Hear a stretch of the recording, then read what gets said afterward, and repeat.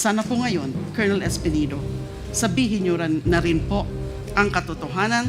Kung pwede sabihin nyo na rin o i-corroborate nyo yung sinabi ni Kerwin na si then PNP Chief De La Rosa and now Senator De La Rosa ang involved or responsible for ordering the three of you to fabricate accusations against me. According to a witness in the 2009 CHR investigation, during the first period of the DDS from 1988 to 2000, the assassins were paid 15,000 for every victim. 5,000 goes to the police handler and 10,000 to the assassins, who at the time consisted of rebel returnees aside from the active duty policemen who were their handlers. For your opening statement. Please proceed. Good morning to the lead chair of the Quad Committee, Representative Barbers, to the chairs of the other committees constituting the Quadcom, the members of the Quadcom, members of Congress, and also good morning to the other resource persons invited for today's hearing. Actually po, I have both a statement and a presentation. Medyo mahaba po, and I was advised right before the hearing that I should cut it down. Although mahaba po talagang presentation ko. Best efforts, I will try to abbreviate. Okay. Mr. Chair, before our former senator proceeds, can I just request that she puts the mic a little bit closer, just so that we can hear her voice louder. Thank you very much. Okay. Salamat po. I attend this hearing with a deep sense of irony. I have not forgotten that in September and October of 2016, the House Committee on Justice conducted the inquiry on the Bilibid drug trade. However, unlike this hearing, the real subject of that hearing was not really about the drug trade. The real subject of that 2016 House Committee hearing was all about destroying me for conducting a Senate inquiry which in so many aspects was like this one. The only difference between this hearing and that Senate hearing is that my committee inquiry was 8 years earlier and Duterte was at the peak of power. Sa Senate hearing pong yun ay kinundin ako yung drug war ni Duterte. At nagmakaawa pa po ako na tigilan na ito habang ilang daan pa lang ang mga nagiging biktima at wag na sanang paabutin pa ng libo-libo.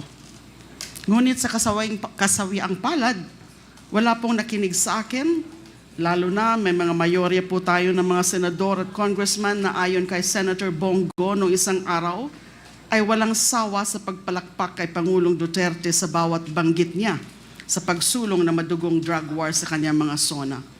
Sa halip ako ay pinaaresto, pinakulong, binusalan ng halos 7 taon gamit ang mga gawa-gawang ebidensya katulad ng testimonya ng mga ilang Bilibid drug lords at inmates. I'd like to say that the objective for targeting me was threefold: to silence me, to destroy my credibility, and to serve as an example to others. By doing all three, my message to the people against Duterte's EJKs would no longer be heard or listened to, and no one else would dare to act as a messenger after seeing what was done to me. Since all three were achieved, the EJKs became accepted by public officials and the general population. This led to more killings because no one was arresting and prosecuting the killer cops and the vigilantes. This was impunity as never seen before in the Philippines outside of Davao. Sobrang nakakalungkot na ngayon lamang nagkaroon ng napaka-komprehensibong pagtalakay ang Kamara de Representantes sa drug war at mga EJK pagkatapos ng tumambak ang libo-libong bangkay na naging biktima ng drug war. Ayon nga po kay Professor Randy David, marahil ang pandinig na ito ng Kamara ay katumbas na rin ng aming pinapangarap na Truth Commission na hihimay sa mga tunay na pangyayari sa 6 na taon na pagpaslang ng ating sariling gobyerno at kapulisan sa libo-libo nating mga kababayan. But right now, I don't want to discuss it, but my position is that pwede pa sigurong i-consider yung creation ng Truth Commission. At tingnan din ho natin na hindi lang po pagpatay ang naging resulta ng war on drugs ni Duterte. There are also those who were unjustly imprisoned based on planted and fabricated evidence. Ako nga po yung one of the very first victims of that. Ngayon naman po, ito na rin po ang pinatutuo yung sa bagong revelasyon ni Police Colonel Royina Garma nang binulgar niya sa huling hearing ng Quadcom na siya ang inatasan mismo ni Pangulong Duterte na maghanap ng tao sa PNP na maasahan niya sa pag-iimplementa ng drug war alinsunod sa modelong ginawa niya sa Davao City. That's why my presentation, and I'll try to really make it brief, would cover four matters, four topics. One is the recent disclosure of Kerwin Espinosa. I'd like to comment on that. Two is the importance of the 2009 CHR investigation of the DDS to the inquiry of this committee. Three is the revelation of former Police Colonel Royina Garma that the drug war was modeled after the Davao anti-drug campaign. And I'd like also to touch the relevance of Republic Act number 9851 on crimes against humanitarian law, genocide, and other crimes against humanity in enforcing accountability.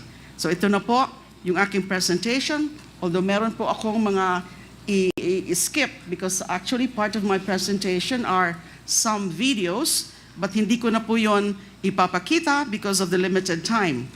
So nung narinig ko nga po yung testimonya ni Kerwin Espinosa last hearing, it was Senator Bato de la Rosa who ordered him to lie under oath before the Senate in November 2016. Hindi na po ako nagulat doon. Si Kerwin actually already retracted his fabricated testimony against me in April 2022, around the same time that Rafael Ragos, the former Bucor OIC and NBI Deputy Director, also recanted in accusing me of receiving money from Bilibid drug lords.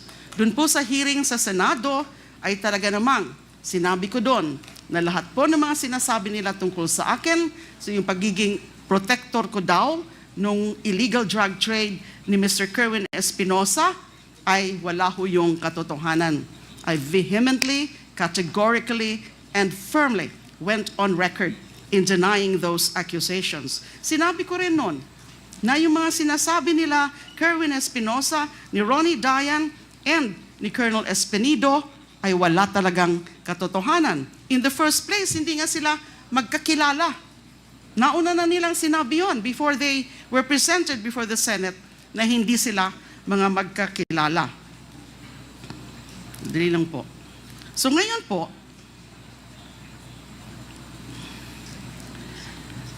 nandito si Colonel Espinido. I saw him earlier. If the Quad Committee would be so kind as to indulge me, gusto ko sana makiusap kay Colonel Espinido. Sabihin niya na yung katotohanan. Kasi yung all he said during that Senate hearing was just let God be the witness to my innocence or something to that effect.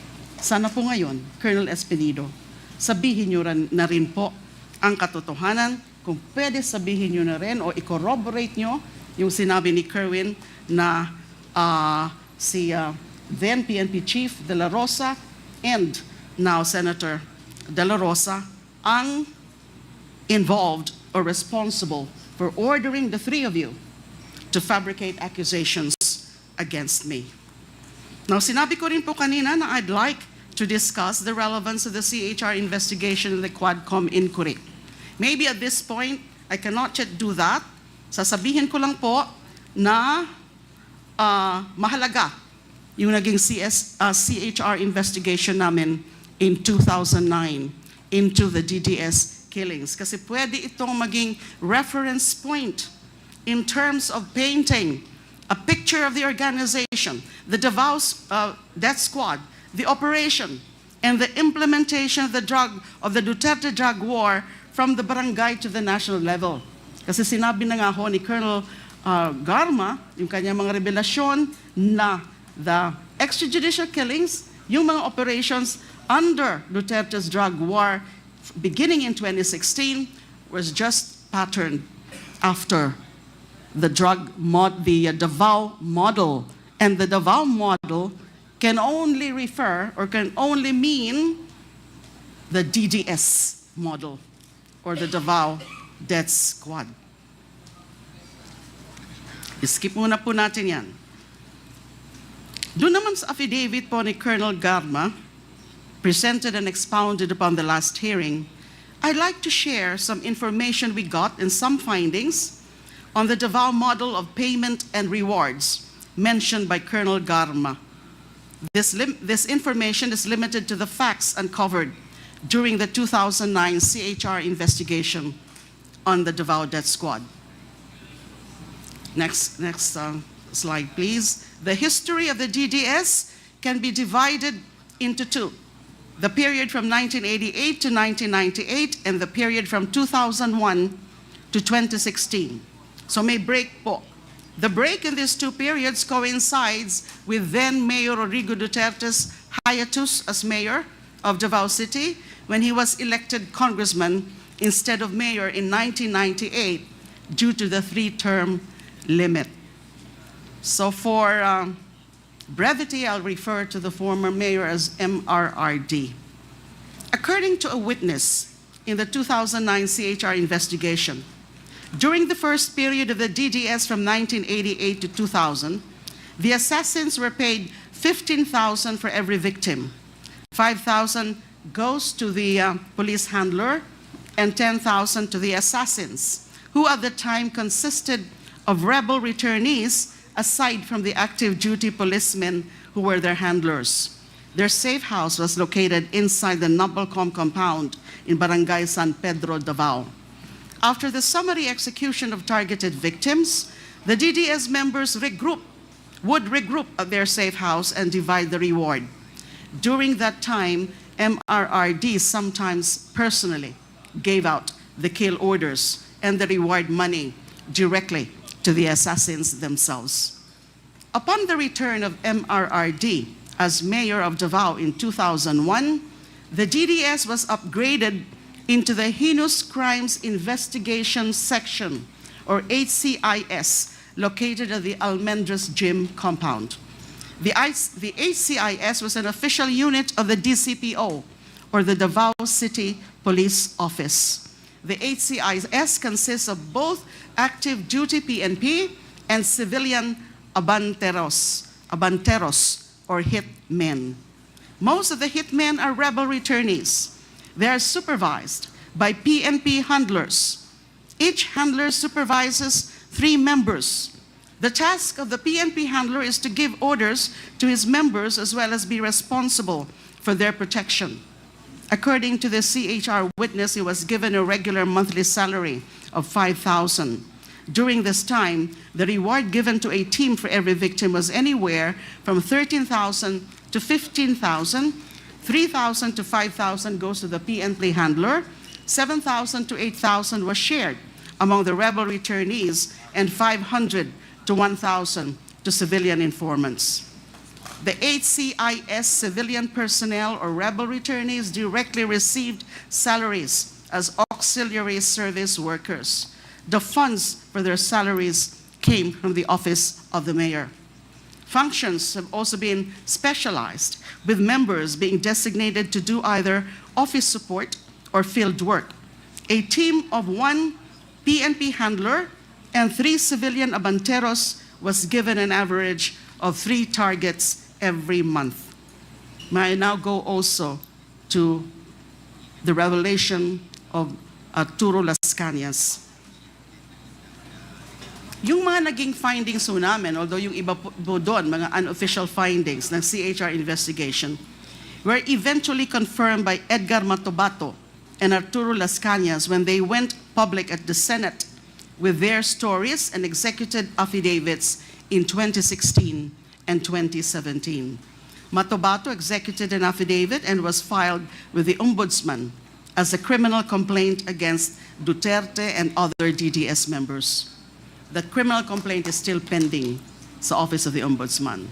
The most comprehensive account on the DDS from its founding in 1988 up to 2016 is the affidavit of Arturo Las Cañas, which was submitted to the ICC. This affidavit consists of 186 pages of gory details on the sociopathic behavior of Duterte as founder and leader of the DDS. Yung 186-page affidavit po yan, actually it was serialized in an investigative or feature story of Rappler in November 2021. Apparently, Rappler got hold of a copy of this affidavit and also the ICC's third agreement on limited use of information dated November 11, 2020. This instrument gave Las Cañas limited immunity as a witness in the ICC investigation on the Philippine War on Drugs.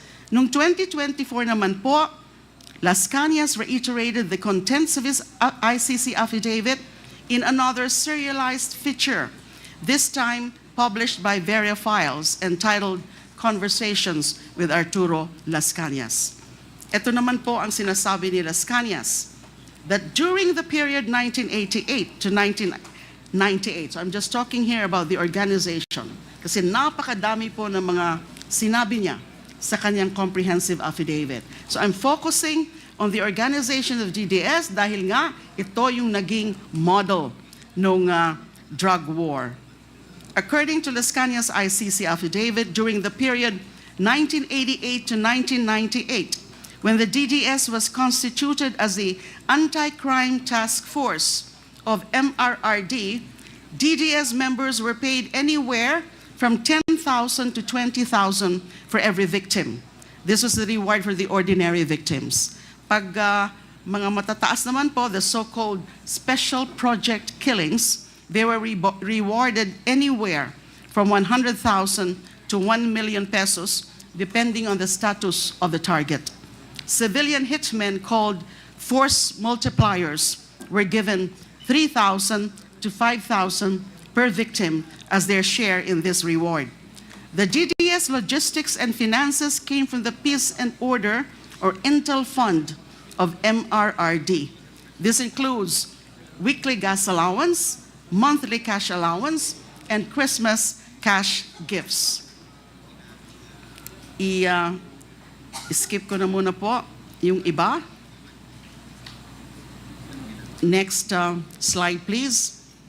Las Cañas also confirmed the CHR findings on the organizational structure of the DDS under the HCIS, or Heinous Crimes Investigation Section, from 2001 to 2016.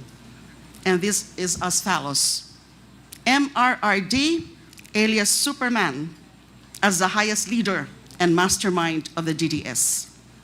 SPO4 Sanson Benaventura as the logistics, finance, and death clearance feature or officer. SPO3 Arturo Las Cañas as overall team leader for operations and planning. SPO4 Bienvenido Laud as team handler and in charge of the Laud Quarry mass grave. And SPO3 Jim Tan as team handler and in charge of the Mandug mass grave. Actually, mas intricate yung inattach ni Mr. Las Cañas sa kanyang ICC affidavit about the organizational structure of the DDS. What I just mentioned, I just simplified it to show who are really at the top of the DDS hierarchy.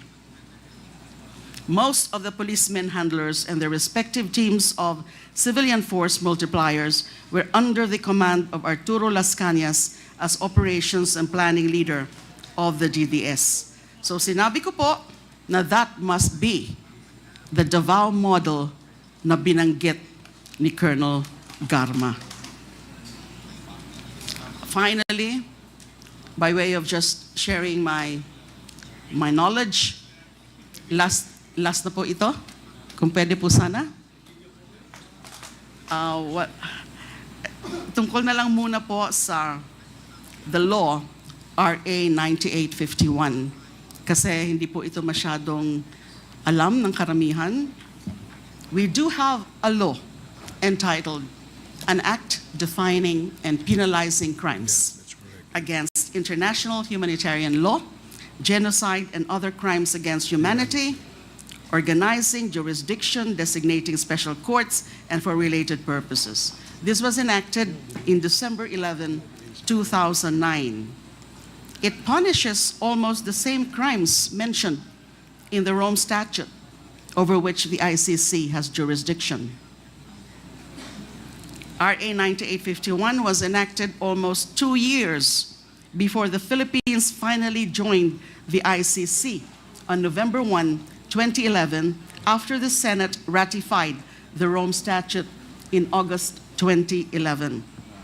The crime of EJ case carried out by state security forces and their agents in the implementation of the war on drugs fall under the general category of other crimes against humanity under Section 6, which consists of acts committed as part of a widespread or systematic attack directed against any civilian population with knowledge of the attack. These acts include willful killing, so murder, extermination, murder, multiple murder, torture, and enforced disappearance, among others. The penalty for the crime of systematic attack against any civilian population resulting in death is reclusion perpetua. It's a non-bailable crime.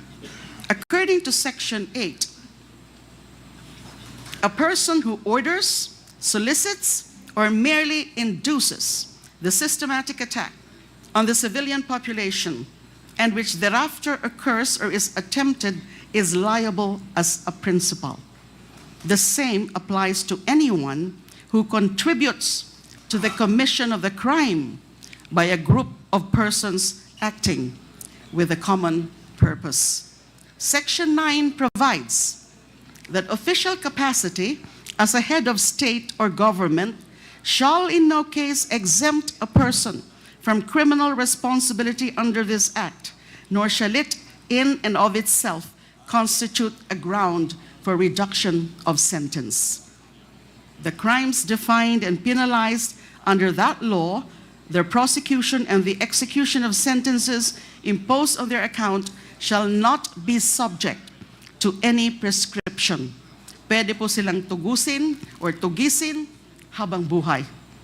Finally, and this one is important, hindi po ito masyadong napapansin, Section 17 on jurisdiction provides that, quote, relevant Philippine authorities may dispense with the investigation or prosecution of a crime punishable under this act if another court or international tribunal is already conducting the investigation or undertaking the prosecution of such crime. Instead, the authorities may surrender or extradite suspected or accused persons in the Philippines to the appropriate international court, if any, or to another state, pursuant to the applicable extradition laws and treaties. Napakasimple po. Sa aking palagay, sa aking pagkaalam, napakasimple po ang ibig sabihin ng batas na ito. Hindi pa tayo miyembro ng ICC o ng Rome Statute, kinilala na natin ang kapangyarihan ng international bodies like the ICC na imbestigahan at litisin ang mga krimeng nasasaad sa RA 9851. Hindi pa tayo miyembro ng ICC, meron na ho tayong general na pahintulot sa anumang mga international body katulad ng ICC na tugisin at litisin ang mga Pilipino na magiging kasabwat sa mga tinatawag na crimes against humanity katulad ng malawakang EJK sa ilalim ng drug war. Hindi pa tayo miyembro ng ICC na ilahad na natin sa batas na yan na kung sakali may international body na nag-iimbestiga ng crimes against humanity, maaari nating isurrender o i-extradite sa international body na katulad ng ICC sa The Hague, Netherlands, and mga sangkot sa mga ganitong klase ng krimen. I do recognize, and I think you will agree with me, that it will be totally discretionary on the part of the Philippine authorities. Just like sa mga sa extradition po natin, na pwede natin na isurrender muna, ipaubaya muna in the requesting party, yung isang akusado na covered sa extradition treaty, pero nasa atin pa rin yon kung gagawin natin yon. Kaya ko po to sinasabi, kasi through this law, we have recognized the jurisdiction of the ICC over crimes against humanity committed in the Philippines, even before we ratified the Rome Statute as a binding treaty. Sarili na po nating batas ang nagsasabi na kailangan natin makipag-ugnayan sa ICC kahit noong hindi pa tayo miyembro ng ICC. Lalo na noong tayo ay miyembro na. At kahit hindi na tayo miyembro ng ICC dahil sa makasariling pagkalas ni Duterte sa ICC noong 2018.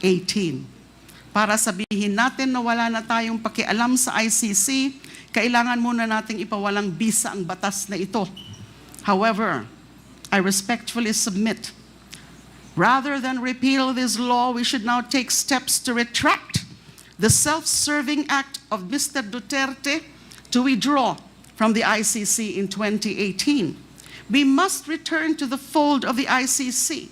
We must rejoin the community of nations who have recognized the need for an international body of nations who have recognized to go after the perpetrators of the most terrible crimes against humanity, the hostis humani generis, the enemies of humankind.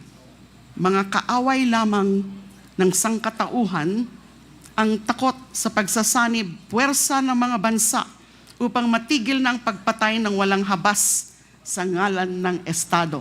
But having said that, I still appreciate so much, many people appreciate so much the efforts of this Quad Committee that can very well be indeed the Truth Commission. Kaya lang tindang ho natin, yung napaka-komplikado talaga ng usapin ng war of drugs. Kadaming biktima na hindi naman natin pwedeng busisiin lahat for every individual acts of killing. Kundi, dapat anuhin natin, maganda nga yung nangyayari doon sa mga revelasyon ni Colonel Garma, na ganyan yung ginamit nilang model. At tinuturo mismo si Mr. Duterte. So ano lang siya, supplemental, ano lang siya, it's just corroborating everything else that we know from news reports, from other information, and from yung mga nangyayari beginning in 2016. So I just shared my views on the need to rejoin ICC kasi you can never tell in the future ano man yung resulta ng itong ginagawang investigasyon ng Quad Committee, na in the future we will have another tyrant, another mass killer for a president. So, ganun po ang aking opinion sa bagay na yan. Maraming salamat po. Mr. Chair, thank you, Senator Laila de Lima, for your sharing with us in the Quadcom your opinion on the very important national issue